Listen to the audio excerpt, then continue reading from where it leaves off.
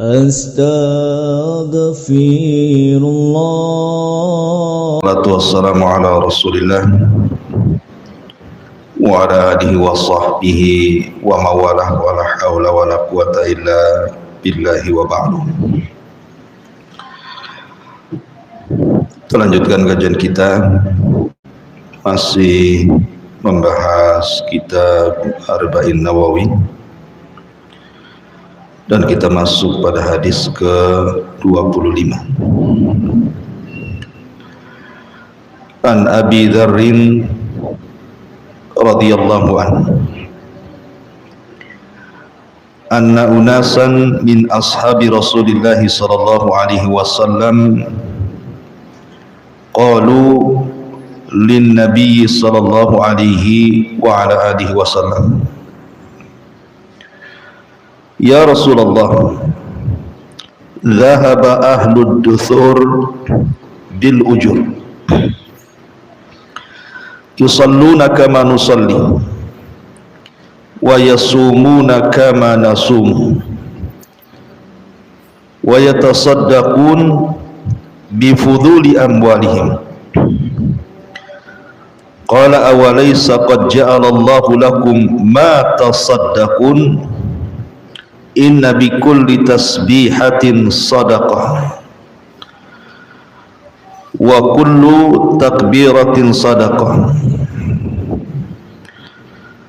wa kullu takbiratin sadaqah wa kullu tahmidatin sadaqah wa kullu tahlilatin sadaqah wa amrun bil ma'rufi sadaqah wa nahyun 'anil munkar sadaqah wa fi bud'i ahadikum sadaqah.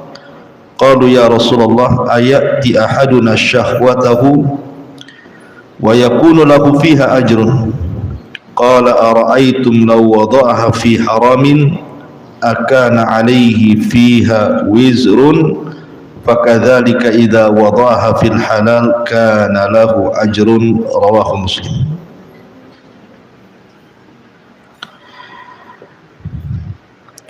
Dari Abi Dzar radhiyallahu an, dia bercerita, ada sekelompok sahabat berkata kepada Nabi sallallahu alaihi wasallam, wahai Rasul, orang-orang kaya telah pergi membawa pahala-pahala mereka. Mereka salat sebagaimana kami salat, mereka berpuasa sebagaimana kami juga berpuasa, dan mereka bersedekah dengan kelebihan harta mereka sedangkan kami tidak. Maka Nabi SAW bersabda, bukankah Allah telah menjadikan buat kalian sesuatu untuk kalian bisa bersedekah dengannya? Sesungguhnya setiap tasbih ucapan subhanallah adalah sedekah. Sesungguhnya setiap takbir ucapan Allahu Akbar adalah sedekah, dan setiap tahmid ucapan alhamdulillah adalah sedekah, dan setiap tahlil ucapan la ilaha illallah adalah sedekah. Memerintahkan kepada hal yang ma'ruf adalah sedekah, mencegah dari yang mungkar juga sedekah, dan dalam kemaluan kalian juga terdapat sedekah. Mereka berkata, wahai Rasul, apakah salah seorang dari kami jika menyalurkan syahwatnya dengan benar, dia akan dapat pahala? Maka Rasul mengatakan, bagaimana pendapat kalian jika disalurkan pada yang haram bukankah berdosa? Maka demikian pula kalau disalurkan kepada yang halal tentu berpahala. Hadis ini dikeluarkan Al-Imam Muslim. Taib. Ma'asyiral muslimat yang dimuliakan Allah Subhanahu wa taala, hadis ini diriwayatkan daripada Abi Dzar Al-Ghifari radhiyallahu anhu. Abi Dzar bercerita menggambarkan bagaimana semangat para sahabat itu beribadah. Jadi orang-orang miskin di zaman Rasul mereka cemburu dengan apa yang dilakukan orang-orang kaya di zaman itu. Karena para sahabat itu memang kehidupan mereka dalam beribadah itu fastabiqul khairat, berlomba-lomba. Tidak orang miskinnya, tidak orang kayanya sama. Sehingga orang-orang miskin ini mereka ingin menyaingi orang kaya. Karena ada kelebihan ibadah yang mereka miliki dan tidak dimiliki orang miskin. Makanya mereka lapor kepada Nabi SAW, Rasul, enak kali ya orang kaya itu. Kita solat, mereka juga solat. Kita puasa, mereka juga puasa. Tetapi kita tidak bisa bersedekah, mereka pula bisa. Maksudnya di sini, ibadah itu terbagi menjadi tiga. Ada ibadah yang badan semata. Yang kedua, ada ibadah yang harta semata. Ada ibadah yang menggabungkan dua-duanya. Seperti ibadah yang hanya badan semata, contohnya sholat dan puasa. Itu memang murni soal badan.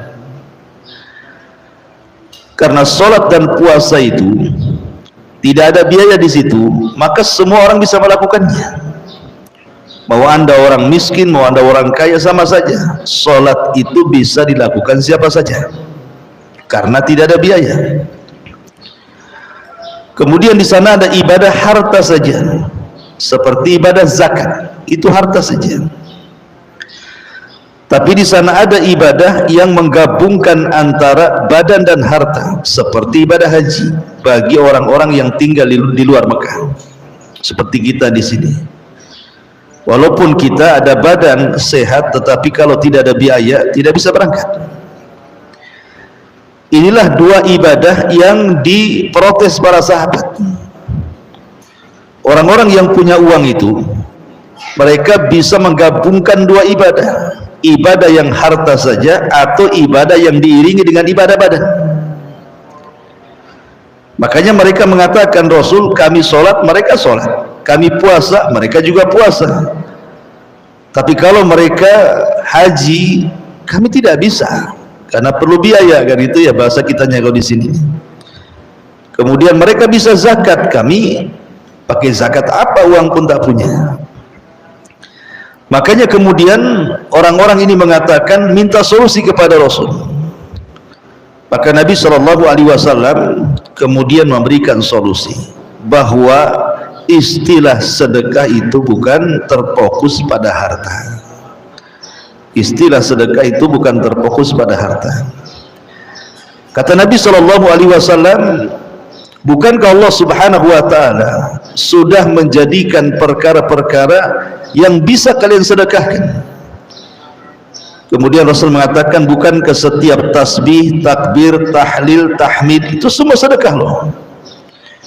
Bukankah ketika kita berusaha untuk mengajak manusia kepada kebaikan pun sedekah, mencegah manusia dari keburukan pun sedekah, termasuk seseorang suami yang melakukan hubungan dengan istrinya pun sedekah. Dari sini menunjukkan bab sedekah itu luas. Dan di sini juga ada dalil bahwa orang-orang di zaman Rasul, walaupun mereka susah, mereka ingin seperti orang kaya, bisa membawa pahala lebih yang mereka tidak bisa bawa. Makanya orang-orang miskin itu terkadang mereka sedih karena tidak bisa menjangkau ibadahnya orang kaya. Dan itu dijelaskan juga dalam Al-Quran. Allah mengatakan, wala 'alal ladzina idza ma atauka litahmilahum qultu la ajidu ma ahmilukum alaihi tawallaw wa a'yunuhum tafidu minad dam'i hazanan alla yajiduna ma yunfikun. Dan tiada pula berdosa atas orang-orang yang apabila mereka datang kepadamu supaya kamu memberi mereka kendaraan untuk jihad, lalu kamu berkata, qulta la ajidu ma ahmilukum, aku tidak memperoleh kendaraan untuk membawamu. Lalu mereka kembali sedangkan mata-mata mereka bercucuran dengan air mata karena kesedihan lantaran mereka tidak memperoleh apa yang mereka nafkahkan. Jadi ayat ini bicara tentang jihad. Jihad itu kan perlu modal, harus pakai kuda, harus punya senjata gitu. Jadi ada orang-orang yang semangat jihad tapi tidak punya modal, tidak punya kendaraan, tidak punya senjata. Mereka mau ikut orang yang punya kendaraan tidak bisa, sementara semangat jihadnya itu kuat. Akhirnya mereka hanya bisa pulang kembali dengan menangis. Begitulah para sahabat Nabi SAW. Lah ketika kemudian orang-orang miskin ini sudah dapat solusi dari Nabi ini, bahwa untuk menyaingi orang kaya itu bab sedekah itu luas. Rupanya nasihat Nabi SAW ke orang miskin ini kedengaran pula sama orang kaya. Akhirnya orang-orang kaya mengikuti orang-orang miskin. Kan Rasul kemudian memberikan solusi itu kepada orang miskin, bahwa bab sedekah itu luas gitu ya. Kalau ingin menjangkau mereka, perbanyaklah baca takbir, tahmid, tahlil, tasbih. Kemudian juga memerintahkan kebaikan, mencegah kemungkaran. Kedengaran di sama orang kaya di zaman para sahabat. Akhirnya mereka pun mengamalkan yang diamalkan orang miskin. Akhirnya orang miskin protes lagi lah, kan itu ya. Dan ini disebutkan dalam hadis Abu Hurairah radhiyallahu anhu. Jadi ketika raja'a fuqara'ul muhajirin ila Nabi sallallahu alaihi wasallam, faqalu sami'a ikhwanuna ahlal amwali bima fa'alna. Rasul, kami mendengar bahwa orang-orang kaya itu kok ikut-ikut kita juga gitu. Kamu nyuruh kami tasbih, mereka ikut-ikut tasbih. Kamu nyuruh kami takbir tahlil, mereka juga ikut takbir tahlil, dan begitu seterusnya. Kemudian fafa'alu mislahu, mereka melakukan seperti yang dilakukan kami. Maka Nabi mengatakan dzalika fadlullahi yu'tihi man yasha. Itulah karunia yang Allah berikan kepada siapa yang dikehendaki oleh Allah Subhanahu wa taala. Dari sini menunjukkan bahwa para sahabat itu berlomba-lomba. Orang kaya pun tidak mau kalau ada amalan yang diberikan Rasul kepada orang miskin, mereka diam saja, mereka pun ingin mengamalkannya. Jadi seolah-olah dari hadis ini orang miskin ini tidak bisa mengejar orang kaya kan jadinya kan, karena apa yang diajarkan Rasul kepada orang miskin pun dilakukan orang kaya. Tetapi kata Nabi SAW dalam hadis yang lain, ada amalan-amalan walaupun kita tidak punya harta seperti orang kaya punya harta, tapi kita bisa menjangkau dengan apa yang bisa kita lakukan seperti yang mereka lakukan. Dengan cara apa? Sangat mudah sekali. Kata Nabi SAW, innamad dunya li arba'ati nafar. Dunia ini diisi oleh 4 kelompok, kata Rasul. Abdan atau abdin razaqahullahu malan. Abdin razaqahullahu malan wa ilman, fahuwa yattaqi fihi rabbah wa yasilu fihi rahimah wa ya'lamu lillahi fihi haqqan, fahadha bi afdalil manazil. Seorang hamba yang Allah Subhanahu wa taala berikan rizki, harta dan ilmu, dan dengan ilmunya dia bertakwa, kemudian juga dia berusaha untuk menyambung rahimnya, dan dia sangat tahu bagaimana hak Allah Subhanahu wa taala, maka orang yang pertama ini seafdal-afdalnya kedudukan di hadapan Allah. Punya harta, punya ilmu, dengan ilmunya dia tahu bagaimana cara menghabiskan hartanya, maka ini seafdal-afdalnya kedudukan di sisi Allah. Kemudian yang kedua, wa abdin razaqahullahu ilman wa lam yarzuqhu malan. Tapi di sana ada seorang hamba punya ilmu tak punya harta, fahuwa shadiqun niyah, tetapi niatnya jujur, niatnya ikhlas. Yaqulu, dia mengatakan, lau anna li malan la amiltu bi amali fulani. Maka dia mengatakan, demi Allah, kalau aku pun diberikan harta seperti orang itu, tentu aku pun akan mengamalkan hal yang sama seperti orang itu mengamalkannya. Apa kata Rasul? Fahuwa biniyatihi fa ajruhu masawa, maka dengan niatnya mensejajarkan pahalanya. Ya. Dari sini ada keseimbangan nih. Kalau hadis yang pertama seolah-olah orang miskin dirugikan kan dari segi pahala. Mereka datang kepada Nabi SAW, Rasul, enak kali orang kaya, kami solat, mereka solat, kami puasa, mereka puasa, mereka pula dilebihkan dengan sedekah. Oke, kata Rasul, saya kasih amalan supaya amalan kamu menjangkau amalan orang kaya. Rupanya kedengaran orang kaya, mereka pun ikut-ikut mengamalkan amalan orang miskin, diambil lagi lah pahalanya kan gitu. Tetapi di sini Nabi SAW mengajarkan lagi amalan yang lain. Kamu tidak perlu seperti mereka. Mereka kaya, capek mencari harta untuk beramal soleh. Kamu tidak perlu seperti itu, karena belum tentu juga engkau dapat hartanya. Maka cukup kamu niat baik saja, niat soleh saja, pandang saja orang itu. Apa yang ia lakukan, angan-angankan dalam hati. Umpamanya ada tetangga kaya haji, ya Allah, kalau aku juga seperti dia, aku juga haji kok. Ya. Kemudian ada tetangga sedang memberikan fuqara wal masakin santunan, langsung ngomong dalam hatinya, ya Allah, kalau aku seperti dia juga, aku mungkin juga bisa lebih kayak dia. Tapi bukan dalam rangka hasad ya, tapi dalam rangka ghibtah, hanya berangan-angan kebaikan. Kalau sudah masuk ke hasad, itu tidak boleh. Sebab kalau sudah hasad itu sudah bukan amal soleh lagi, itu masuk ke dosa besar maksudnya. Tapi maksudnya di sini hanya sekedar angan-angan kebaikan. Kalau aku seperti dia, aku pun akan lakukan yang sama, tanpa kemudian berangan-angan menghilangkan kenikmatan orang itu.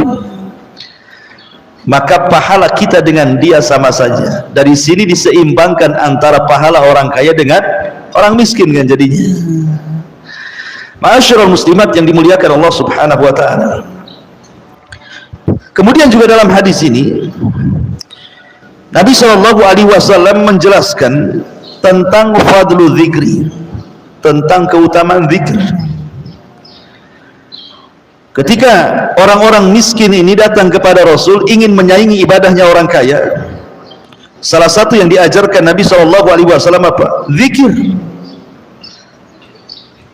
Bacaan tasbih itu zikir subhanallah, bacaan tahmid itu zikir alhamdulillah, bacaan takbir itu zikir la ilaha illallah. Jadi atau bacaan tahlil la ilaha illallah, tasbih, takbir dan juga tahmid, itu semua zikir. Dan kita tahu bahwa amalan yang paling ringan diucapkan manusia tanpa biaya. Makanya Rasul kan ingin memberikan solusi kepada orang miskin, ibadah yang tanpa biaya. Kalau haji mereka nggak sanggup, zakat sedekah mereka nggak sanggup, tapi mereka ingin seperti orang kaya.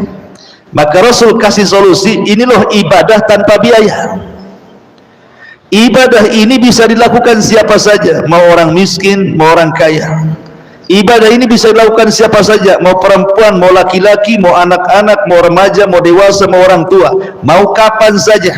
Tidak harus dilingkupi tempat ataupun waktu, tetapi pahalanya sama, besar juga kata Rasul. Lihat pahalanya. Nabi SAW bersabda, ala ukhbirukum bi khairi min a'malikum wa arfa'iha fi darajatikum wa azkaha inda malikikum wa khairin lakum min i'ta'iz zahabi wal waraqi wa khairin lakum min an talqaw aduwakum fatadribu a'naqahum wa yadribu a'naqakum. Qalu bala, qala dzikrullahi azza wa jalla. Kata Nabi SAW, maukah kuhabarkan kepada kalian amalan terbaik? Satu. Kedua, bisa mengangkat derajat kalian. Ketiga, bisa membersihkan kalian di hadapan Rabb kalian. Keempat, lebih baik dibandingkan bersedekah dengan emas dan perak. Kelima, lebih baik dibandingkan berjumpa dengan musuh, di mana engkau memenggal kepala musuh atau musuh memenggal kepala kalian. Bayangkan, amalan ini lebih baik dari perkara-perkara ini. Saya ulangi, amalan ini jauh lebih baik dibandingkan seafdal-afdalnya amal. Bisa mengangkat derajat, bisa membersihkan jiwa kita, lebih baik dibandingkan sedekah, bahkan lebih baik dibandingkan jihad. Kemudian sahabat mengatakan, apa itu Rasul? Maka Nabi SAW mengatakan, dzikrullahi azza wa jal, berzikir kepada Allah. Jadi Nabi SAW memberikan solusi kepada para sahabat ini dengan amalan yang jauh lebih baik dibandingkan yang dilakukan orang kaya. Apa sih yang dilakukan orang kaya? Kan sedekah. Dengan hartanya dia bersedekah, bisa haji, bisa umrah, bisa ngasih fuqara wal masakin. Tetapi dalam hadis ini Rasul mengatakan bahwa zikir itu jauh lebih baik dibandingkan sedekah dengan emas dan perak, bahkan jauh lebih baik dibandingkan jihad. Nabi SAW ingin menghibur hatinya orang kaya gitu ya. Lah makanya orang kaya pun tidak mau ketinggalan ketika mendengar nasihat Rasul kepada orang miskin, mereka pun ikut sama melakukannya. Karena rupanya amalan itu jauh lebih besar dibandingkan ibadah harta. Kemudian juga kita lihat hadis yang lain, hadis Anas bin Malik radhiyallahu anhu. Kata Nabi SAW, innal hamdalillah, maksudnya alhamdulillah, wa subhanallah, wa la ilaha illallah, Allahu akbar, la tusaqitu min dhunubil abdi kama tatasaqata waraqu hadhihi syajarati. Kata Nabi SAW, ucapan alhamdulillah, tahmid, kemudian ucapan subhanallah, tasbih, kemudian ucapan la ilaha illallah, tahlil, kemudian ucapan Allahu akbar, takbir. Ini kan yang diajarkan Rasul kepada orang miskin tadi kan. Bukankah setiap tahmid, tasbih, tahlil, takbir itu sedekah? Kata Rasul, lihat pahala orang mengucapkannya. Sesungguhnya ucapan alhamdulillah, subhanallah, la ilaha illallah, Allahu akbar, kalau kita membacanya, maka dosa-dosa seorang hamba akan berjatuhan seperti berjatuhannya dedaunan pepohonan ini, kata Rasul. Jadi cukup membaca alhamdulillah wa subhanallah wa la ilaha illallah wallahu akbar, itu menggugurkan dosa kita. Kan ini kalimat yang mudah, sambil jalan aja bisa gitu ya. Pulang dari pengajian, alhamdulillah, subhanallah, wa la ilaha illallah, Allahu akbar, terus seperti itu. Maka Rasul mengibaratkan jatuhnya dosa kita seperti jatuhnya dedaunan dari pohon yang dihempas angin. Kemudian juga diriwayatkan Imam Muslim dari Abu Hurairah radhiyallahu anhu, Nabi SAW mengatakan, kalau seandainya seseorang mengatakan subhanallah walhamdulillah wa la ilaha illallah Allahu akbar, ahabbu ilayya mimma tala'at alaihi syamsu, itu lebih baik bagiku, kata Rasul, dibandingkan terbitnya matahari. Bu, terbitnya matahari itu manfaatnya banyak. Makanya sering saya katakan, sirrul haya, rahasia kehidupan itu ada pada matahari.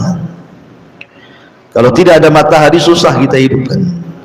Tetapi kata Nabi SAW, ucapan takbir, tahmid, tasbih, tahlil itu jauh lebih baik dibandingkan manfaat matahari yang keluar di pagi hari. Luar biasa manfaatnya.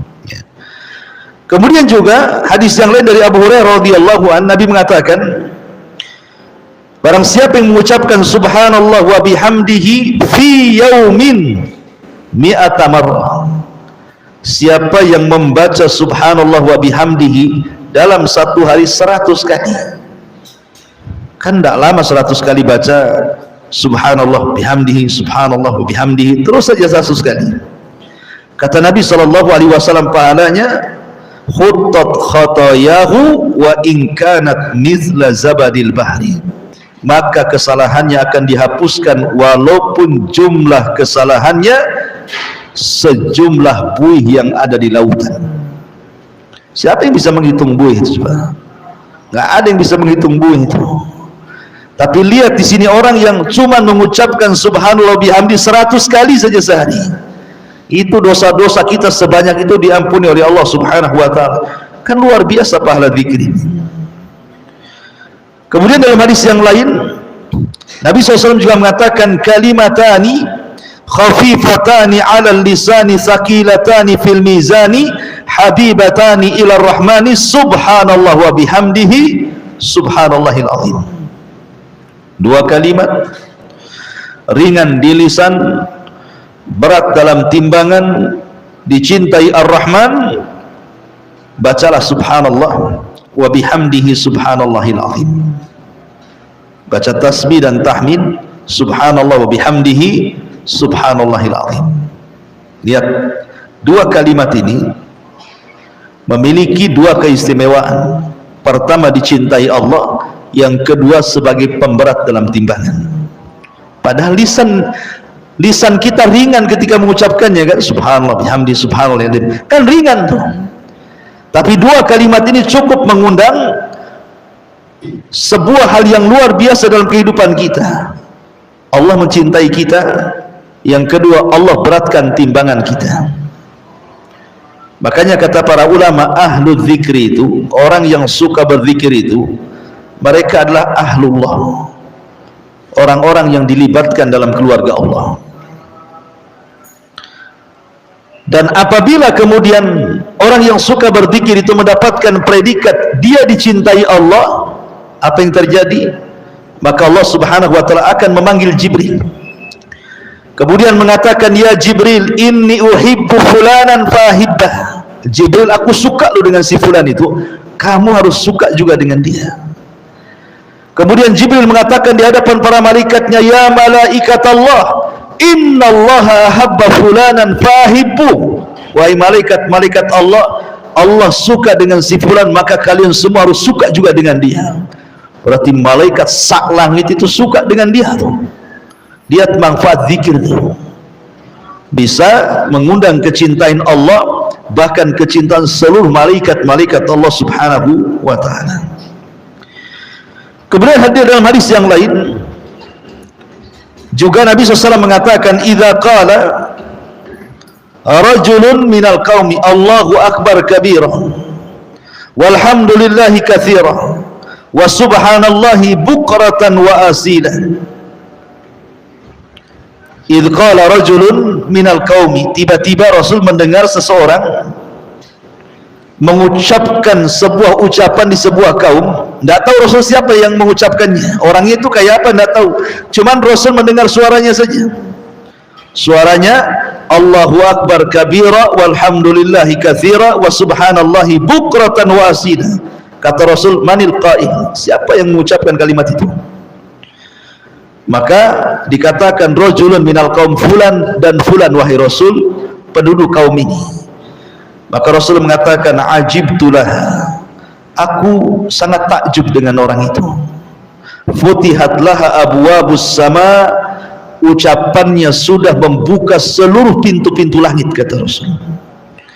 Ketika Umar radhiyallahu anhu mendengar bahwa ucapan yang diucapkan orang itu membuka semua pintu langit, kata Umar ibn Khattab radhiyallahu anhu, fama taraktuhunna mungdu sami'tu an Rasulillahi sallallahu alaihi wasallam yaqulu dzalik.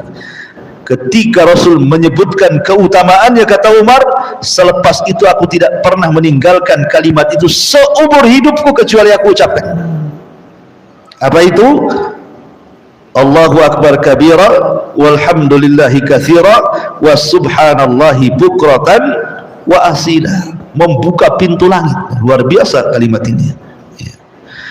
Kemudian juga dalam hadis yang lain, dalam hadis yang dikeluarkan Imam Muslim dari Abdullah ibn Abbas radhiyallahu an dari Juwairiyah. Juwairiyah itu istri Nabi, salah satu ummul mukminin radhiyallahu anha. Jadi Nabi SAW suatu ketika keluar pagi-pagi buta. Ketika giliran Juwairiyah, Rasul keluar pagi-pagi. Lah ketika itu Juwairiyah ini melaksanakan duha sambil menunggu Nabi SAW pulang.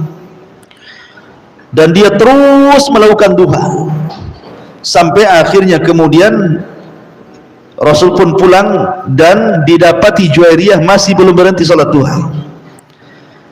Kemudian Nabi SAW mengatakan di hadapan Juwairiyah, "Wahai Juwairiyah, maukah ku ajarkan kepadamu 4 kalimat? Kau baca 3 kali, maka itu sama dengan apa yang kau lakukan dalam pagi ini." Maksudnya ibadah-ibadah yang kau lakukan di pagi ini itu sama dengan engkau membaca 4 kalimat ini 3 kali. Maka Juwairiyah mengatakan, tentu Rasul, apa itu? Maka Rasul mengajarkan subhanallah wa bihamdihi adada khalqi wa ridha nafsi wa zinata arshi wa midada kalimati. Saya ulangi, subhanallah wa bihamdi adada khalqi wa ridha nafsi wa zinata arshi wa midada kalimati. Itu cukup dengan membandingi semua ibadah yang kau lakukan di pagi ini. Jadi zikir itu bisa mengalahkan ibadah badan. Zikir itu bisa mengalahkan ibadah harta. Bahkan zikir itu bisa mengalahkan ibadah gabungan badan dengan harta. Seperti jihad, itu kan menggabungkan harta dan badan. Ya. Zikir jauh lebih baik. Dari sini menunjukkan bahwa zikir itu perkara yang sangat luar biasa dalam Islam. Oleh karena itulah maka Rasul mengatakan sabaqal mufarriduna sabaqal mufarriduna sabaqal mufarridun. Kata Rasul, sungguh telah mendahului kita masuk surga para mufarridun. Ketika ditanya siapa mufarridun itu wahai Rasul, maka Rasul mengatakan adz-dzakiruna Allaha katsiran wadz-dzakirat, laki-laki dan perempuan yang banyak berzikir. Jadi kalau seandainya ibu ini sama-sama rumahnya couple, tetangga, sama-sama datang ke sini ngaji, sama-sama pulang, ya. Tapi yang tetangganya ketika berangkat lisannya tidak pernah berhenti berzikir sampai ke pengajian, kemudian pulang dari pengajian lisannya nggak pernah berzikir sampai ke rumah. Ini tetangganya walaupun sama-sama ngaji, dia masuk surga duluan daripada kita, gitu maksudnya. Itulah mufarridun, kata Nabi SAW. Baik, apa yang bisa kita petik dari hadis ini? Hadis ini adalah hadis yang sangat agung dan manfaatnya sangat menyeluruh. Kenapa? Karena hadis ini menjelaskan bahwa ketaatan dalam Islam itu tidak terbatas, tidak hanya urusan ketaatan dengan harta saja atau dengan harta dan badan, tetapi mencakup 3 perkara yang sudah saya sebutkan. Ada ibadah badan, ada ibadah harta, ada ibadah gabungan antara badan dan harta. Kemudian juga yang kedua, hadis ini juga menjelaskan tentang fadilah zikir. Bukan hanya fadilah zikir, fadilah al-amru bil ma'ruf wan nahyu 'anil munkar. Fadilah bahwa orang mencegah dari kemungkaran dan menyuruh kebaikan itu juga bagian daripada sedekah. Bagian daripada sedekah. Mungkin mengajak kepada kebaikan agak ringan lah, tapi kalau mencegah dari kemungkaran ini agak berat. Tetapi dua-duanya sedekah. Dua-duanya sedekah. Termasuk juga berhubungan suami istri juga sedekah. Berhubungan suami istri sedekah. Bahkan ketika para ulama membahas soal masalah hubungan suami istri, apa kata para ulama? Hubungan suami istri ini adalah ibadah yang sangat disukai oleh para nabi dan orang-orang soleh. Ingat bahwa ibadah berhubungan suami istri itu ibadah yang sangat disukai oleh para nabi dan juga orang-orang soleh. Kenapa, Bu? Karena dalam ibadah ini seseorang bisa dilumpuhkan syahwatnya kepada maksiat. Akhirnya setelah kemudian dia punya pasangan, dia minimalnya menundukkan pandangan, kemudian tersalurkan syahwatnya kepada yang dihalalkan. Dan lebih daripada itu, bahwa dengan berhubungan suami istri itu akan menghasilkan keturunan yang akan menjadikan kebanggaan para nabi. Nabi SAW mengatakan kan, wa inni atabahu bikumul umam yaumal qiyamah, kata Rasul itu, aku berbangga pada hari kiamat dengan banyaknya umatku, kata Nabi. Nah, kalau seandainya kemudian orang tidak menikah dan tidak berhubungan, bagaimana caranya Nabi akan memperbanyak umatnya kan? Ya harus melakukan pernikahan, kemudian hubungan, kemudian punya anak banyak, kemudian anak-anaknya menjadi anak-anak yang baik, yang soleh dan solehah beragama Islam, maka itu akan menjadi umat Rasul. Rasul akan berbangga dengan banyaknya umat pada hari kiamat. Makanya kenapa hubungan ini ibadah yang disukai para nabi dan juga orang-orang soleh, selain juga melumpuhkan syahwat yang haram, lebih daripada itu bisa mengikuti cita-cita Nabi SAW supaya diperbanyak umatnya. Kemudian juga diantara faedahnya semangat para sahabat Nabi SAW, hirsus sahabati radhiyallahu anhum ala sabqi ilal khairat, semangat para sahabat untuk mengejar kebaikan. Itulah para sahabat ya, mau yang miskin mau yang kaya semangat. Kalau kita terbalik, mau yang miskin mau yang kaya malas ya. Itulah bedanya kita dengan mereka. Miskin makin malas kan itu, nanti alasannya cari kerja. Yang kaya alasannya makin banyak cabangnya kan itu. Dua-duanya malas tuh, karena biasanya kalau soal harta itu bisa melalaikannya. Contoh nih, ada orang belum dibuka rizkinya, oh kalau ngaji Masya Allah semua tempat kajian hadir di situ. Mulailah dia coba-coba dagang, ya mungkin yang ringan-ringan saja, jual es cincau atau mungkin cilok bakar atau apa ya, mulai laris tuh. Kemudian ada keinginan untuk membuka cabang, dibuatlah cabang sebelah sana, buat depotnya, cari orang jaga gitu. Kemudian buat cabang lagi, makin jauh makin jauh makin jauh. Itu makin jauh itu juga makin jauh dari pengajian tuh biasanya. Cabangnya makin jauh, dia pun makin jauh dari pengajian tuh. Kok nggak nampak di pengajian? Iya, saya lagi buka depot lagi di sana. Alasannya kan, mesti itu. Itu baru pedagang kecil. Gimana pedagang besar? Maka dari sini ma'asyiral muslimat yang dimuliakan Allah Azza wa Jalla, itulah berbanding terbalik dengan dulu para sahabat. Kalau dulu para sahabat itu memang mereka bekerja kaya itu supaya bisa beribadah. Dengan kekayaannya itu supaya mereka meraup kekayaan harta sebanyak-banyaknya. Kalau zaman sekarang kan tidak, justru ketika diberikan kekayaan makin lalai ibadah. Makanya di sini perbedaan kehidupan para sahabat dengan kehidupan kita. Lihat Aisyah radhiyallahu anha mengatakan, kata Aisyah radhiyallahu anha kepada orang yang bersedekah, bersedekahlah tanpa dikilo. Itu bahasanya, ya tasaddaqu bila waznin. Kalau bersedekah jangan main kilo, kata Aisyah. Karena zaman dulu kan sedekah dengan gandum kan itu ya. Kadang-kadang kan di kilo dulu, digantang dulu. Kata Aisyah jangan. Kalau sedekah nggak usah pakai itu. Artinya Aisyah radhiyallahu sampai mengajarkan sedekah itu jangan dihitung-hitung, gitu maksudnya. Ya sedekah sajalah kan itu. Makanya di akhir hayatnya Aisyah radhiyallahu anha itu hidup di atas sedekah dan mati di atas sedekah. Aisyah itu ya kan ketika di akhir-akhir hidupnya Aisyah itu buta matanya. Dia mencari-cari barang di rumah itu. Kalau dapat barang dipanggillah pembantunya. Kemudian dikatakan tolong bawa barang ini sedekahkan sama si fulan. Nanti besoknya nyari barang lagi, ketemu. Kemudian Aisyah mengatakan, "Hai pembantuku kemari, bawa barang ini sedekahkan sama si fulan." Setiap hari sampai habis barangnya satu rumah. Sampai ketika sudah habis barangnya, Aisyah meraba-raba lagi, udah nggak ada kan. Dia panggil pembantunya dan mengatakan, coba aku tidak bisa melihat, kau lihat masih ada barang mana lagi di kamarku atau di ruang tamuku ini. Dicarinya sembatu, tidak ada wahai ummahatul mukminin, tidak ada wahai Aisyah.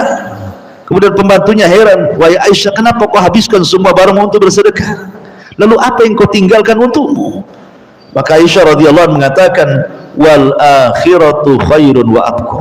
Ingat, akhirat itu jauh lebih kekal dan lebih baik, katanya. Selang beberapa hari setelah mengucapkan kalimat itu, Aisyah radhiyallahu anha meninggal dunia, meninggal di atas sedekah. Kenapa Aisyah radhiyallahu anha melakukan seperti itu? Karena Aisyah paham bahwa keinginan orang kalau sudah mati, seandainya dia mau dihidupkan kembali, apa ucapannya? Laula akhartani ila ajalin qarib la asaddaqa wa akum minas salihin. Ya Rabb, kalau kau hidupkan aku sesaat saja, tidak usah lama-lama, aku akan sedekahkan semua hartaku. Itu yang jadi pegangan Ummul Mukminin Aisyah radhiyallahu anha. Dia tidak mau ada beban hisab yang berat dengan hartanya, karena pertanyaan harta itu berbeda dengan pertanyaan sholat, berbeda dengan pertanyaan puasa. Pertanyaan harta itu dua kan, gitu ya. Min aina iktasabahu wa fima anfaqahu. Dari mana kau dapat? Kemana kau belanjakan? Makanya manusia ketika beribadah dengan harta atau berkaitan dengan harta itu, sering saya ulang-ulang, ada 4 kelompok. Ada orang yang mencari harta dengan cara yang halal, disalurkan kepada yang halal. Maka ini orang yang tahu bagaimana cara menyalurkan harta. Dia selamat dari 2 pertanyaan, dari mana kau dapat, kemana kau belanjakan. Kemudian kelompok yang kedua, dia mencari cara dengan cara yang halal. Betul, dia bekerja dengan cara yang halal, tetapi disalurkan ke yang haram. Berarti dia hanya selamat dari pertanyaan pertama, tapi tidak selamat dari pertanyaan kedua. Ia selamat dia dari pertanyaan yang pertama, min aina iktasab, dari mana kau dapat, dari yang halal Rabb, kemana kau belanjakan. Nah, ini nggak selamat nih, pertanyaan keduanya kan. Kemudian yang ketiga, ada orang mencari dengan cara yang haram, betul-betul haram, pasang togel haram tuh kan ya. Tapi sudah dapat disumbangkan pula untuk bangun masjid Nurul Hidayah, dapat togel buat masjid sini. Selamat? Tidak ada selamat. Kenapa demikian? Karena pertanyaannya, dari mana kau dapat? Dari togel Rob. Kemana kau belanjakan? Ke masjid. Innallaha tayyibun la yakbalu illa tayyiban. Allah itu baik, tidak menerima kecuali yang baik. Baik, ditolak walaupun untuk masjid ya. Artinya kena dia dengan 2 pertanyaan kan. Boleh jadi mungkin dia mengatakan, kemana kau belanjakan? Aku sudah benar membelanjakannya, tapi karena dibelanjakannya itu harta haram, tetap saja tidak diterima. Kemudian yang keempat, hasil togel untuk zina. Wah, kuadrat ini. Sudah nyarinya haram, dipakai juga untuk yang haram, itu double lah itu. Dua-duanya kena itu. Min aina iktasabahu wa fima anfaqu, dari mana kau dapat? Dari togel ya Rabb. Kemana? Untuk berzina. Habislah itu. Lah, dari sini ma'asyiral muslimat yang dimuliakan Allah Azza wa Jalla, para sahabat paham. Bukan hanya Ummul Mukminin, semua para sahabat. Abu Bakar pernah menginfakkan semua hartanya, Umar pernah menginfakkan sebagian hartanya, Utsman sampai dikatakan, ya Utsman, kau ini banyak kali kata Rasul sedekahmu. Kata Utsman, dapat apa? Kata Nabi SAW, ma dharraka ya Utsman ma amilta ba'da hadzal yaum. Tidak akan memadaratkan kamu Utsman apapun yang kau lakukan setelah hari ini. Ma'asyiral muslimat yang dimuliakan Allah Azza wa Jalla. Jadi di antara faedahnya hirsus sahabati ala sabqi ilal khair. Jadi para sahabat itu luar biasa ketika fastabiqul khairat. Kemudian juga faedahnya adalah as-sadaqatu la tusabil mal. Bersedekah itu tidak dibatasi dengan harta. Barubama takunu bi ghairihi afdal. Bahkan terkadang sedekah dengan selain harta itu jauh lebih baik lagi. Seperti yang saya katakan tadi dengan cara zikir. Orang membaca takbir, tahlil, tahmid jauh lebih baik dibandingkan orang yang bersedekah dengan emas dan perak. Ya, jadi sedekah itu tidak terbatas dengan harta, bahkan ada sedekah dengan cara bukan harta, bahkan yang bukan dengan harta jauh lebih baik dibandingkan sedekah dengan harta. Salah satunya adalah zikir tadi. Kemudian juga diantara faedahnya di sini al-hathu ala ihdharin niyah. Hendaklah seseorang selalu menghadirkan niat baik. Kenapa demikian? Karena niat baik ini bisa menjadi pahala besar tanpa harus susah payah untuk melakukannya, yang disebut dengan ghibthah namanya. Ghibthah itu tadi berangan-angan seperti orang kaya beribadah, maka pahala orang-orang yang berangan-angan dengan orang kaya yang beribadah itu sama. Umpamanya ibu melihat ada tetangga haji gitu ya, enak kali lah orang itu haji, tiap tahun lagi haji, lewat mana dia? Terpikirlah, ya Allah, cobalah aku kayak dia, aku pun ingin seperti dia. Maka pahalanya sama, walaupun secara kenikmatan badan ya beda lah tentu, kan? Kalau kita kan hanya nikmat bayang-bayang gitu. Kalau orang yang haji memang nikmat betulan, datang tawaf, sa'i, nyium hajar aswad, mandang Ka'bah, begitu seterusnya, kan? Betul-betul menikmati badannya. Tetapi kalau hitungan pahala sama saja. Hitung-hitungan pahala itu sama saja. Apa yang dia lakukan berpahala, maka apa yang kita niatkan juga pahalanya sama dengan apa yang dia lakukan. Itulah yang disebut ghibthah. Makanya perlu menghadirkan niat yang baik itu. Dan itu ibadah yang paling ringan kayaknya kalau yang niat ini, kan? Mandang orang baik kali, aduh saya pengenlah kayak dia, kan dapat pahala dia. Tetapi dalam hal kewajiban jangan pula hanya diniatkan. Ada orang yang sholat subuh, ibu tidak sholat subuh, coba aku kayak dia sholat subuh, dapat dia pahala subuh? Ya tidak dapat, kan? Enak kali, ya harus sholat subuh juga dia. Ya, jadi ini bicara tentang sedekah, ya kan? Kemudian jawazul qiyas fil ahkam syar'iyyah, dibolehkan mengkias dalam hukum syar'i. Maksudnya sedekah itu tidak mesti harta, juga perkara-perkara ini dianggap sedekah, sama-sama sedekah. Karena sedekah itu ada yang dengan harta, ada yang dengan lisan, ada yang dengan badan, ada yang dengan tenaga, dan begitu seterusnya. Ma'asyiral muslimat yang dimuliakan Allah Subhanahu wa taala. Adapun tentang di sini kan hadis ini menjelaskan tentang pintu-pintu kebaikan, kan? Bahwa kebaikan itu tidak terbatas pada harta saja. Bisa dengan lisan, berzikir gitu ya, bisa dengan badan, sholat dan yang lainnya. Ini yang kemudian Abu Bakar Siddiq radhiyallahu an menjadi sebuah percontohan bagaimana dia membuka dalam sehari itu pintu-pintu kebaikan. Jadi suatu ketika Nabi SAW kumpul bersama para sahabat seperti ini.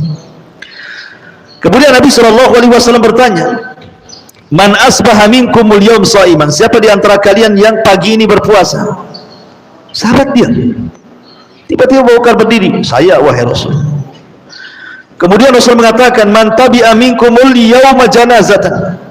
Siapa di antara kalian yang hari ini mengikuti jenazah sampai kuburan? Tidak ada sahabat yang berdiri kecuali Abu Bakar. "Saya, wahai Rasulullah." Kemudian Rasulullah SAW bertanya lagi, "Siapa yang pagi ini mengunjungi orang sakit?" Sahabat diam. Abu Bakar lagi yang mengatakan, "Saya, wahai Rasul." Kemudian Rasul mengatakan, "Siapa yang pagi hari ini memberi makan fuqara wal masakin, orang fakir dan miskin?" Semua diam kecuali Abu Bakar. "Saya, wahai Rasul." Lihat, satu hari Abu Bakar melakukan 4 ibadah. Pertama, puasa. Dia pun mengikuti jenazah, dia pun mengunjungi orang sakit, dia pun memberi makan fuqara wal masakin.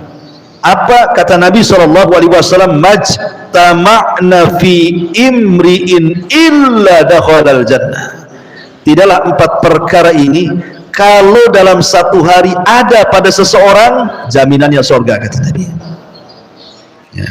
Cobalah dalam satu hari itu, umpamanya pas hari Kamis ya, pas hari Kamis ibu puasa lah Kamis, ini sudah satu ibu dapat. Yang kedua, cari orang sakit. Kemana Bu cari orang sakit? Ke rumah sakit Umum Fatimah, itu banyak. Kalau tetangga nggak ada orang sakit, carilah ke rumah sakit. Ya. Nggak ada masalah kan, cari ke rumah sakit. Ada, alhamdulillah orang sini dekat rumah sakit. Artinya untuk mencari orang sakit tidak usah jauh-jauh. Nggak masalah, bawa hadiah, datang ke rumah sakit berkunjung gitu ya. Nah, kasih, senanglah orang itu, nggak kenal ngasih hadiah. Ya. Kemudian cari orang meninggal, kemana Bu? Ke rumah sakit lagi, cari di UGD. Ya gitu. Ke rumah sakit cari orang meninggal, cari informasi lah, cari di koran mana hari ini yang ketabrak. Itu ya. Kemudian juga memberi fakir miskin kan lebih banyak lagi. Cari ruli kan, banyak orang-orang susah, cari ke sana. Artinya bahwa kalau kita bisa mengumpulkan 4 perkara dalam sehari, ini jaminan Rasul. Ya, tidaklah seseorang terkumpul 4 perkara ini dan dia amalkan satu hari itu illa dakhalal jannah, kecuali masuk surga. Luar biasa. Artinya Abu Bakar mengajarkan kepada kita ini pintu-pintu kebaikan. Pintu kebaikan banyak gitu. Bahkan ma'asyiral muslimat yang dimuliakan Allah Subhanahu wa taala, di sana ada hak seorang muslim yang harus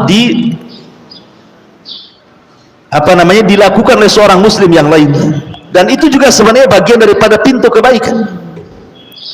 Dan kalau seandainya tidak dilakukan, ibu akan ditanya di hadapan Allah tuh. Ya, di sana ada hak seorang muslim yang ibu harus lakukan, dan itu bagian daripada pintu kebaikan yang disebut dengan hakul muslim alal muslim. Hak seorang muslim kepada muslim yang lainnya. Kalau tidak dilakukan, ini bahaya. Walaupun sebagiannya tidak semua wajib, ada sunnah muakkad, ada sunnah saja. Tetapi ini kewajiban kita kepada seorang muslim. Kalau tidak akan ditanya di hadapan Allah. Karena ikatan muslim itu lebih erat dibandingkan ikatan nasab dan darah masalahnya.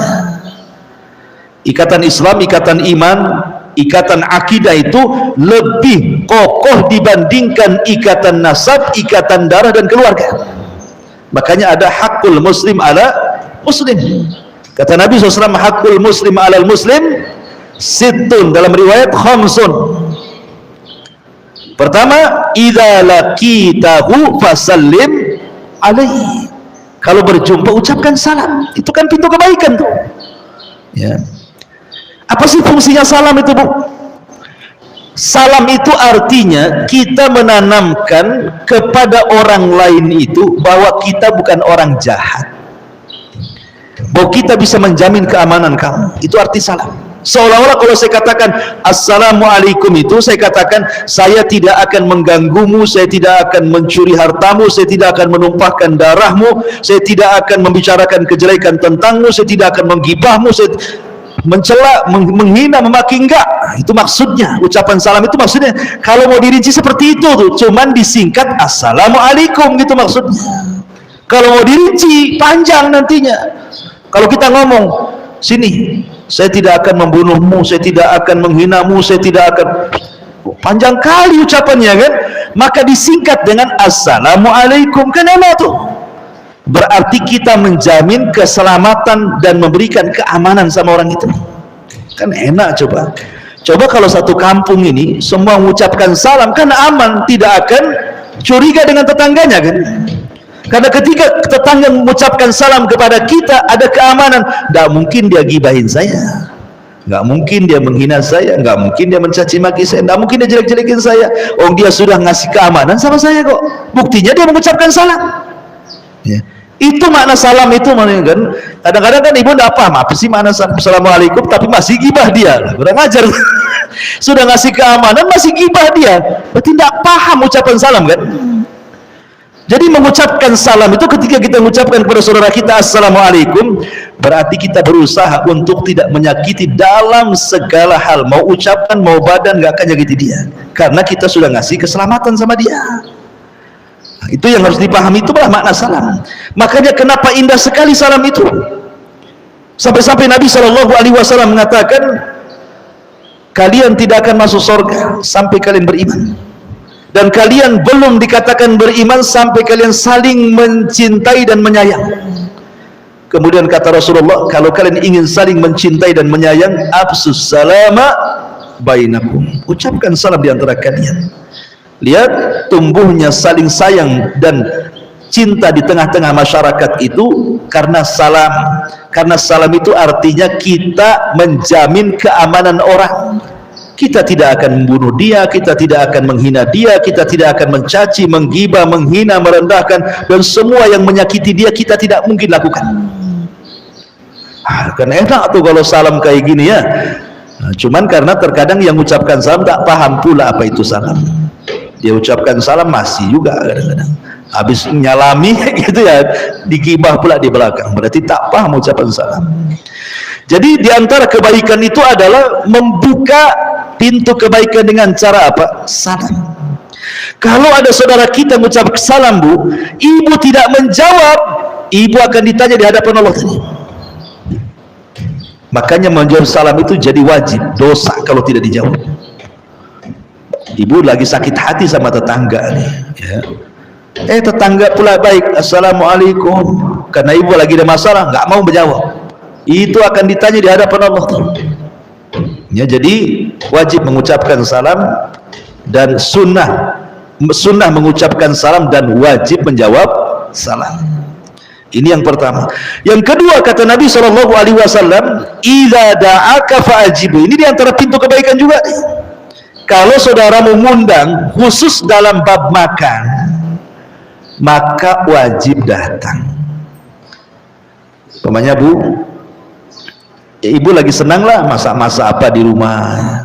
Akhirnya mungkin kalau ngundang satu pengajian kayaknya nggak cukup, sama dengan walimah nih kan.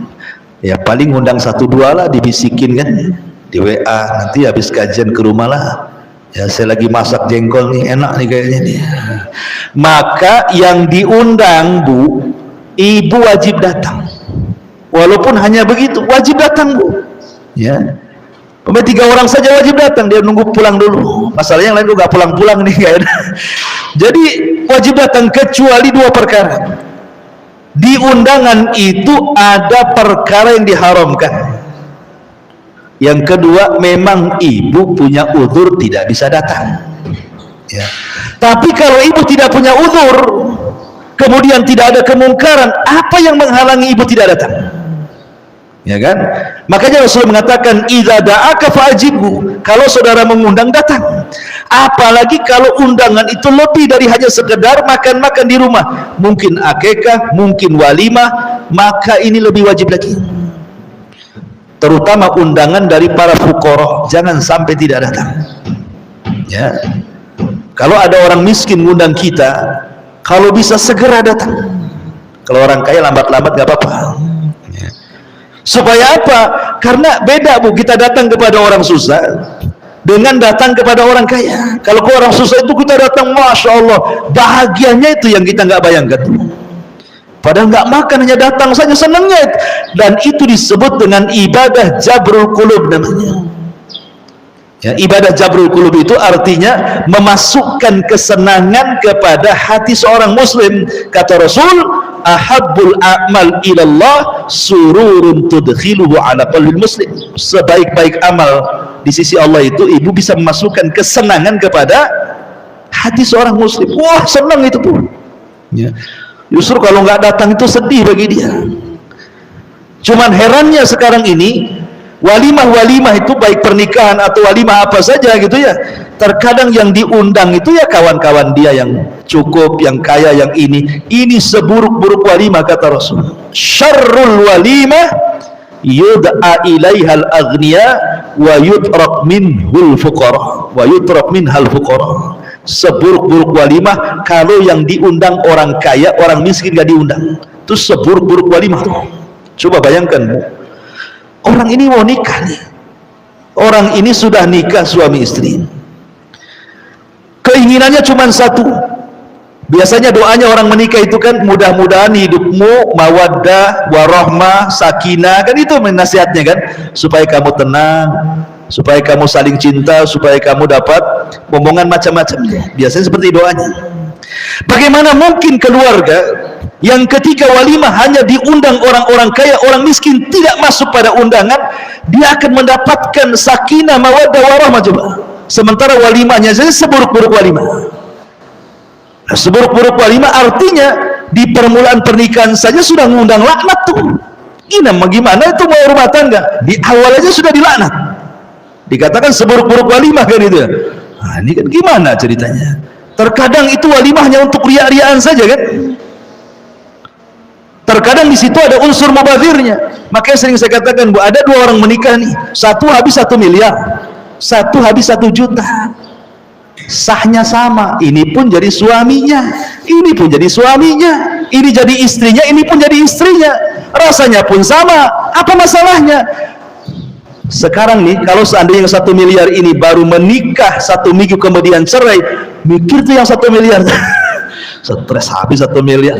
Kalau yang 1 juta, kalau takdirkan cerai, nggak apa-apa 1 juta saja, kan artinya kan mungkin kalau mau hitung-hitung untung rugi ya kan, masih mendingan yang sederhana, yang penting kan sah gitu ya. Karena kalau banyak-banyak mubadir pun kemudian, kenapa seandainya dia mungkin ya disederhanakan, uang lebihnya diberi, disedekahkan kepada pokok kan lebih berkah tuh. Ya. Kenapa habis-habisan di situ? Sampai ada yang kawin tuh sampai ngutang-ngutang. Nanti habis selesai nikah itu stres tuh. Gimana cara bayar utangnya? Masa baru nikah punya utang? Ya. Kalau bisa itu ya, yang baru nikah itu dapat amplop, dapat duit, bukan punya utang ya. Jadi nggak bahagia jadi hidupnya. Jadi yang ketiga, kemudian kata Nabi SAW, idza da'aka fajibhu wa idza stansahaka fansah. Ini juga diantara pintu kebaikan. Kalau ada saudara atau kawan ibu yang minta saran itu, jangan pura-pura bego, Bu. Ya, pamannya nih kawan ibu ya, mungkin dia minta saran keluarganya, anak saya mau nikah dengan si Anu, itu loh Bu, kenal nggak tetangga ibu itu? Tuh anak saya mau nikah sama dia loh. Gimana menurut ibu? Ibu tidak boleh diam. Kalau ibu katakan, janganlah, saya ngasih tahu saja, itu anaknya nggak bagus itu. Ya. Ibu jangan tutup-tutupi, jangan gara-gara tetangga. Ya. Saya tidak tahulah, itu kan hubungan antara kamu dengan dia. Ya. Jangan, tidak boleh. Kalau minta saran jawab, Bu. Tidak boleh tutup-tutupi, sebab menutupi sesuatu yang batil itu sama dengan berkhianat sama kawan. Jadi konsultasi apapun, minta saran apapun gitu ya, baik urusan usaha, ya baik urusan rumah tangga, baik urusan masalah apapun di dunia ini kan banyak masalah. Kalau ibu paham, kalau dibiarkan ini akan jadi bahaya, kemudian ibu diam karena segan, ya, maka ibu telah berkhianat. Ibaratnya gini Bu, ada orang tidur, di sampingnya ada ular mau matuk dia, masa ibu biarkan saja? Ya kita bangunkan lah ya kan, bangun-bangun ada ular kan begitu ya. Itu sama dengan kita membiarkan orang di atas kebatilan tuh. Sama juga membiarkan ular itu matuk dia jadinya. Jangan seperti itu. Maka Rasul mengatakan, apabila ada saudara minta saran, berikan saran, tetapi dengan syarat semampu keilmuan ibu. Seperti apa? Ini kemampuan saya seperti ini. Ya, jangan melampaui ya. Kalau nggak tahu ya nggak tahu. Kalau tahu ya harus dikasih tahu ya. Karena itu hak seorang muslim. Wa idza stansaka fanso. Kemudian juga pintu kebaikan yang lain, wa idza atisha fahamidallah fashamithu. Apabila ada orang bersin mengucapkan alhamdulillah, ibu jangan diam saja, ambil pahalanya. Ya. Ucapkan yarha mukillah gitu ya. Atau laki-laki yarha mukallah. Karena orang Yahudi di zaman Rasul itu saking ingin mendapatkan doa dari Rasul yarhamukallah, itu pura-pura bersin di depan Nabi. Orang Yahudi itu. Jadi dia dekat-dekat Nabi, haji, tapi Nabi diam saja. Ya. Kenapa? Ya tidak mungkin lah Nabi mengatakan yarhamukallah. Orang dia nggak dapat rahmat. Ya. Tapi terus orang Yahudi pura-pura bersin supaya Rasul mengucapkan yarhamukallah. Saking jengkelnya Rasul, yahdikumullah. Itu aja jawabannya. Allah kasih hidayah kamu katanya. Rasul nggak menyebut yarhamukallah, tapi yahdikumullah saja.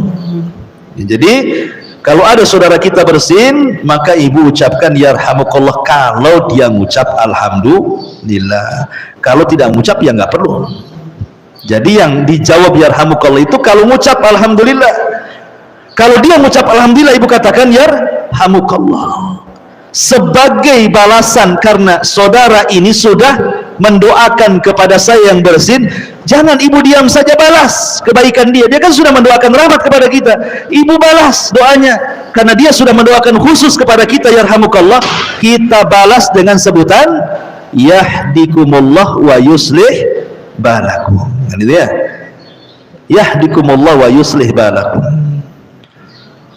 Oke, bersin satu kali, alhamdulillah yarhamukallah yahdikumullah. Bersin lagi, ya alhamdulillah yarhamukallah yahdikumullah. Bersin lagi sampai, kan ada tuh yang bersin-bersin nggak berhenti-berhenti ya. Ya, mungkin itu bulu hidungnya dicukur. Jadi bersin-bersin terus ya. Jadi kalau bersinnya lewat dari 3 kali, jangan dijawab walaupun dia mengucapkan alhamdulillah ya. Jadi jawaban yarhamukallah itu 3 kali saja.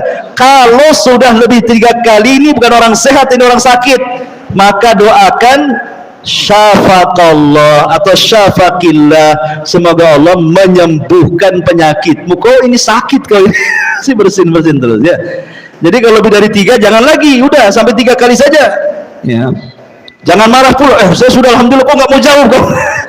Ya kamu nih orang sakit, gimana saya jawab yarhamukallah? Nah, cukup syafaqallah atau syafaqillah gitu ya. Itu juga kebaikan, ini pintu kebaikan juga. Ini hak seorang muslim loh, jangan diam saja ya.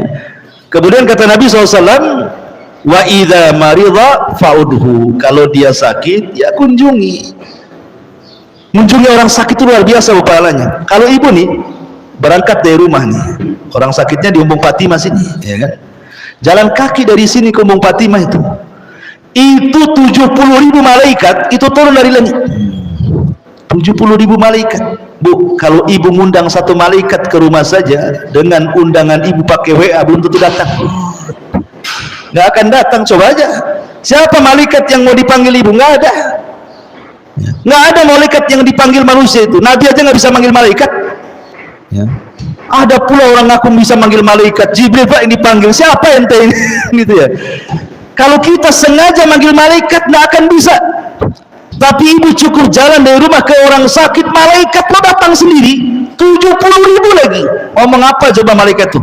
Allahumma gfirlah, ya Allah ampuni orang itu, ya Allah ampuni orang itu. Itu ngomong gitu terus tuh sampai dia balik dari orang sakit. Jadi makin lama dia dari orang sakit, makin jauh jaraknya, malaikat makin banyak mengatakan Allahumma gfirlahu, ya Allah ampuni orang ini, ya Allah. Terus sampai dia balik lagi ke rumah. Coba kalau satu hari ibu bisa mengunjungi 10 orang sakit tuh, banyak kali tuh doanya. Habis itu ibu pula yang sakit dikunjungi orang. Ya. Artinya begini, ibu yang dimuliakan Allah Azza wa Jalla. Jadi mengunjungi orang sakit itu mendatangkan malaikat, ini kan doanya lumayan. Dan orang sakit ya tentu ada adabnya lah ya. Kita bisa lihat orang sakit juga, kalau nampaknya tidak bisa lama-lama, ya jangan lama-lama, nanti cepat mati pula dia. Artinya kalau ini nampaknya tidak bisa lama-lama, pulang. Harus tahu diri lah gitu maksudnya ya. Kecuali orang sakit ini yang minta kita lama-lama, jangan pulang dulu lah. Ibu jangan cepat-cepat pulang kalau dia minta. Karena terkadang orang sakit itu terhibur bukan karena obat yang dimakan, tapi karena teman-teman, kerabat-kerabat, keluarga yang menemani. Itulah yang dengan semangatnya kita memberikan kesembuhan, ternyata itu yang menjadikan sembuhnya dia. Makanya sering saya istilahkan, orang sakit itu bukan sakit karena sakitnya, terkadang sakit karena tidak dikunjunginya. Itu saja sebenarnya. Ini kalau sakit ini lama nih ya, umpamanya 1 tahun, mungkin kalau sebulan masih banyaklah kawan-kawannya datang ke rumah sakit kan, datanglah ke rumah ngunjang. Kalau sudah lama-lama biasanya kan malas orang datang. Itu lebih sakit bagi dia. Kenapa kok saya disendirikan, kok kayaknya saya dikucilkan? Itu sebenarnya mati bukan karena penyakitnya tuh, karena nggak dikunjungi ya, dia lebih sakit hatinya itu. Makanya pentingnya mengunjungi orang sakit, karena sebenarnya kesembuhan itu juga tersumbang dari kita yang menziarahi orang sakit itu. Jadi tidak sadar kita ini memberikan obat sama dia, walaupun hanya sekedar ucapan gitu ya. memberi semangat hidup. Kemudian apabila saudara kita meninggal, ya ibu takziah, cukup takziah, tapi kalau ngantar ke kuburan perempuan tidak perlu, karena ada larangan perempuan ngikut jenazah ke kuburan. Cukup datang ke rumah saja kalau ibu-ibu, ya cukup menghibur orang yang ditinggal mati, ya dihiburlah keluarganya, kan ibu pandai kalau menghibur itu. Tapi kalau sudah ngantar ke jenazah, itu tugasnya bapak-bapak. Ibu di rumah saja hibur keluarga, disebut dengan takziah. Takziah itu memberikan kesenangan, itu dengan pintu-pintu kebaikan. Wallahu alam, ini diantara pintu-pintu kebaikan, banyak kalau kita jelaskan. Sebelum saya tutup, silakan kalau ada yang bertanya.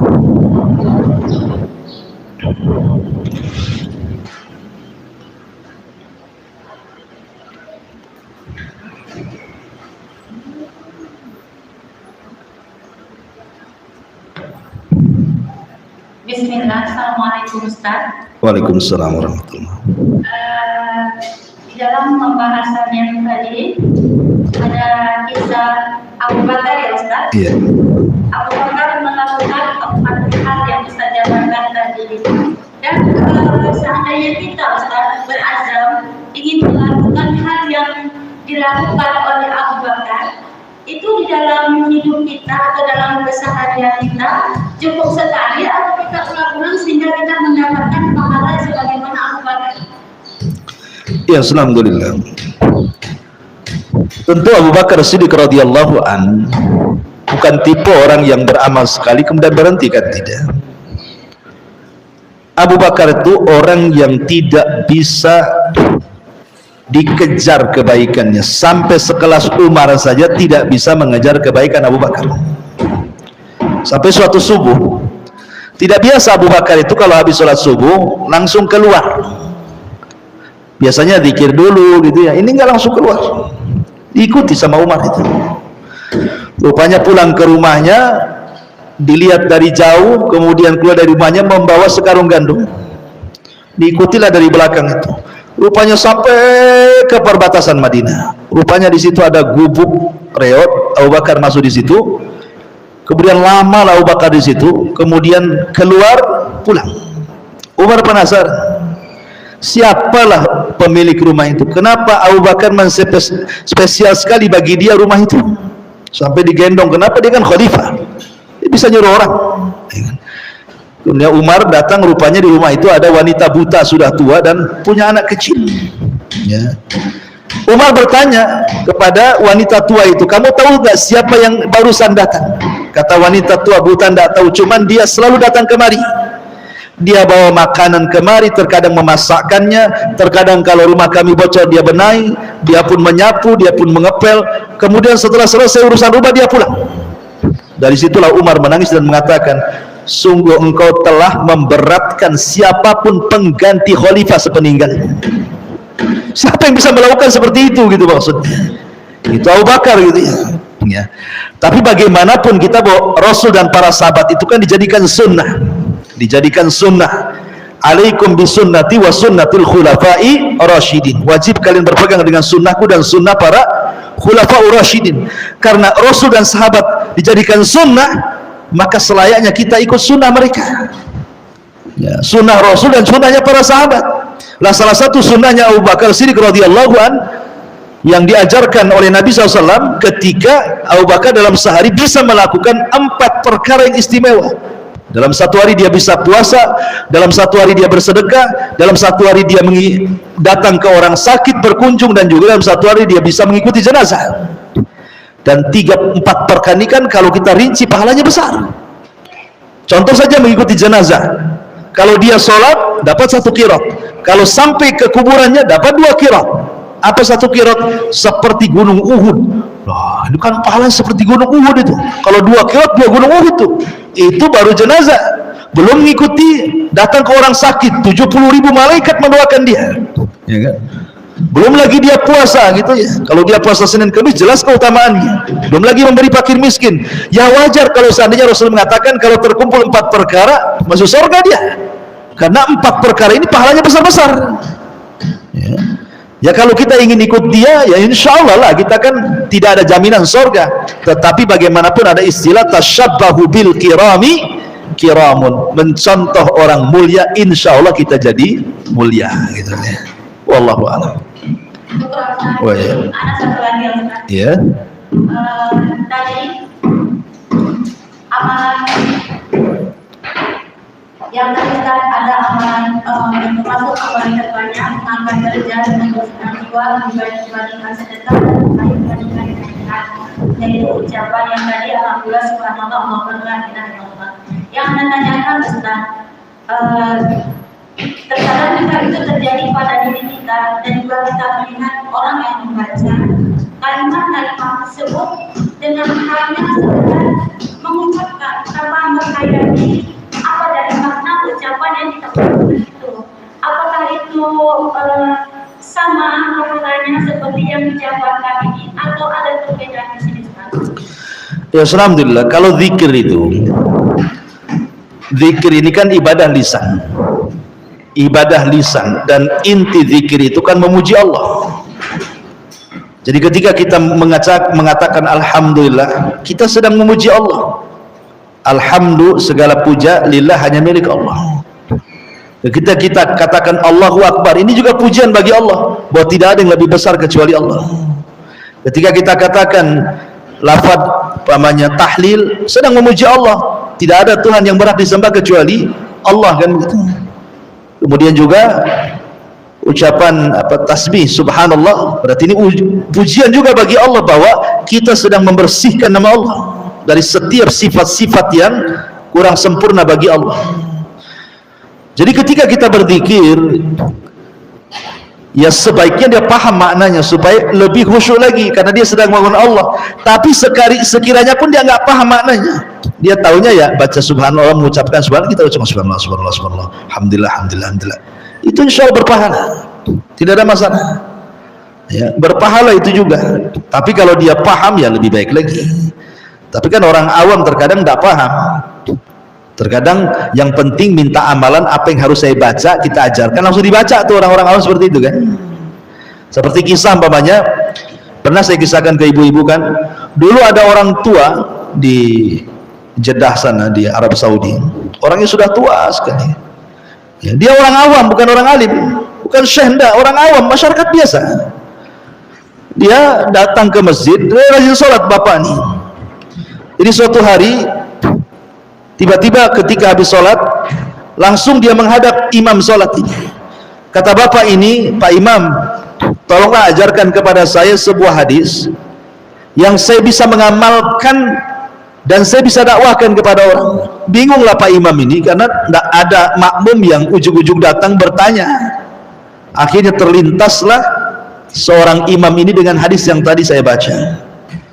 Kayak gini saja, ada hadis Nabi SAW ucapkan subhanallah wa bihamdihi subhanallah il azim, karena Rasul mengatakan kalimatani khafifatani ala lisani thaqilatani fil mizani, kemudian habibatani ala rahman subhanallah wa bihamdihi subhanallah il azim.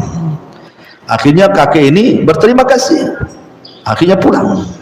Subhanallah, setiap ketemu orang dia ngomong, sini Nabi bersabda 2 kalimat, ringan di lisan, berat dalam timbangan, dicintai Ar-Rahman. Baca ya subhanallah bihamdihi subhanallahil azim. Lewat lagi orang, diberhentikan, sini ya Nabi bersabda begini, jangan lupa ya. Pokoknya setiap ketemu orang dia ngomong begitu, sampai dia pulang ke keluarga, dikumpulkanlah keluarganya. Dia ngomong sama menantunya, sama anaknya, sama cucunya, sama pamannya, semua dibilangi. Sampai suatu ketika Allah takdirkan kakek ini pula sakit parah. Akhirnya koma di rumah sakit. Keluarganya ngumpul. Ketika dia sadar, pertama yang dipanggil oleh kakek ini, mana dokter? Mana dokter? Bukan keluarganya. Mana dokter? Datang dokter itu, dipegang tangannya. Ada apa kek? Gini dok, Nabi bersabda 2 kalimat, ringan di lisan, berat dalam timbangan, dicintai Ar-Rahman. Jangan lupa ya dok, baca subhanallah wa bihamdihi subhanallah il azim, karena dia belum pernah ngasih tahu sama dokter ini. Kalau sama keluarga kan sudah. Ketika dia mengatakan seperti kata dokter, langsung meninggal dia. Bayangkan, sedang mengucapkan, walaupun dia hanya menyampaikan, tapi dia sedang mengucapkan subhanallah bihamdi subhanallah hilati, mati di atas kalimat yang memberatkan timbangan loh. Kan itu kan ya, nggak apa-apa lah, kita mengucapkan itu saja lah, bismillah. Daripada kita diam, daripada kita nyanyi, daripada kita ngomel, daripada kita gibah, bagus kita baca subhanallah bihamdi subhanallah hilati, kan gitu, jelas tuh pahalanya. Kalau gibah jelas dosanya ya. Wallahu a'lam. Baik.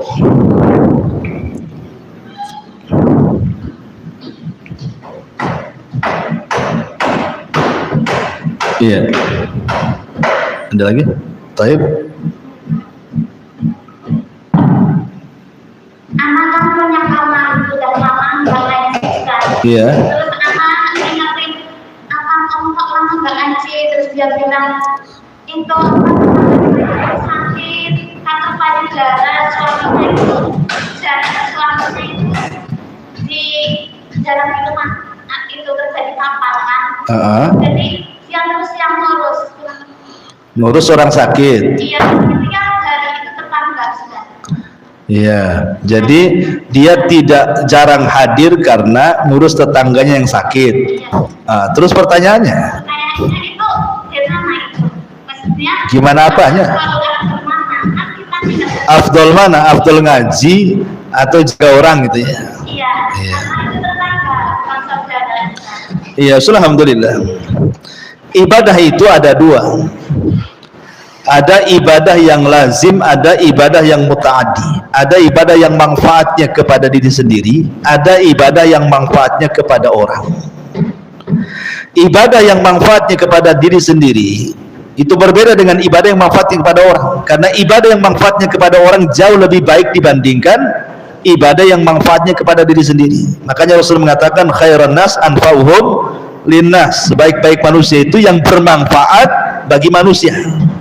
Ya, apalagi tadi ngurus orang sakit, ya ngurus orang sakit, apalagi suaminya tidak ada gitu ya, maka insya Allah mungkin kebaikan dia ngurus orang sakit jauh lebih baik dibandingkan hadir di pengajian. Apalagi pengajian kan masih bisa lah lewat YouTube ya. Apalagi saya kan lagi live gitu ya, adalah nengok Umair's channel aja lah sambil nunggu orang sakit kan gitu ya. Allah mudahkan sekarang. Tapi kalau seandainya suaminya sudah datang, kan ada suaminya ya, ngaji lagi lah kan itu. Ini kan sementara suaminya nggak ada kan itu. Kalau suaminya datang ya ngaji lagi, sebaiknya seperti itu. Karena begini ya, bahayanya orang yang jarang hadir di majelis taklim itu bisa mengeraskan hati. Makanya kenapa Rasul mengatakan kepada Handalah, walakin ya Handalata sa'atan. Wahai Handalah, kalaupun kau sibuk sesibuk apapun dengan pekerjaanmu, selipkan pengajian, hadir di majelis taklim. Kau boleh sibuk sekali-kali kerja, sekali-kali hadir, sekali-kali kerja, sekali-kali hadir, kata Rasulullah. Ketika itu Handalah, kenapa Rasul menasihati seperti ini? Karena Handalah itu berpikir, baru curhat dari Abu Bakar tuh. Dia mengatakan, wahai Abu Bakar, apa saya munafik, kata Handalah. Kenapa, kata Abu Bakar? Gini Abu Bakar, saya ini kalau ngaji ya depan Nabi itu, Nabi cerita surga, kayaknya surga ada di mata saya. Kalau ngaji soal neraka, rasanya neraka ada di mata saya. Kalau pulang dari pengajian nih, sibuk dengan dunia, lupa semua, nampaknya tak ada surga, tak ada neraka di mata saya, katanya. Apa saya munafik ya, katanya. Maka Abu Bakar mengatakan, oh kalau gitu sama juga saya, gitu. Ayo kita datang kepada Nabi. Setelah Nabi menasihati, walakin ya Handalah sa'atan, biar kau tidak dilupakan dengan surga neraka, ya sekali-kali datang ke majelis taklim, ya sekali-kali kau juga kerja, gitu ya. Jadi kalau memang tidak bisa mulazamah terus-terusan, ya nggak apa-apa, tapi ya sekali-kali lah datang, karena itu bisa melembutkan hati. Kalau nggak pernah hadir di majelis taklim itu keras hatinya tuh. Kenapa? Karena tidak ada asupan ruhiyah. Yang ada itu asik makan itu kan untuk badan ya. Ruhnya tidak dikasih makan. Caranya ngasih makan ruhnya di sini di pengajian. Dan ngaji lewat YouTube dengan ngaji di majelis taklim itu beda. Karena kalau ibu hadir, satu malaikat datang. Di kepala ibu itu ada malaikat semuanya. mereka semua meminta ampunkan dosa-dosa ibu. Bukan hanya malaikat, ikan di lautan ikut mendoakan ibu. Ya, bukan hanya ikan, semut di lubang ikut juga bertasbih kepada ibu. Nah, bayangkan kan? Banyak tuh, semut doakan kita di majelis taklim, ikan di lautan, belum lagi malaikat gitu. Belum lagi kata Nabi SAW kalau selesai ngaji, apa kata Rasul? Qumu maghfuran lakum qad buddilat sayyi'atikumul hasanat. Kata Nabi SAW, qumu maghfuran lakum. Kalau ibu selesai ngaji nih, kalau saya habis baca dua kafaratul majlis, kemudian ibu pulang, kata Rasulullah, berdirilah pulang. Dosa-dosa ibu sudah diampuni dan Allah ganti keburukan ibu dengan kebaikan. Lumayan tuh. Walaupun ngantuk-ngantuk di pengajian, pulang hilang dosanya. Hilang pula ngantuknya. Karena nggak mungkin ditinggal kawannya. Jadi intinya bahwa hadir di majelis taklim itu penting intinya. Ya. Kalau mungkin sekarang ini ada ngurus orang, ya biarlah ngurus orang dulu, karena itu lebih penting kan. Apalagi penyakitnya parah, kalau ada apa-apa kan dia nggak ada yang tahu. Nah, itu kan hak bertetangga di situ namanya ya. Wallahu alam, sekira cukup. Sudah hampir jam 11 nih ya. Mudah-mudahan ada manfaatnya. Subhanakallahumma bihamdika asyhadu an la ilaha illa anta astaghfiruka wa atubu ilaik. Allah ta'ala. Assalamualaikum warahmatullahi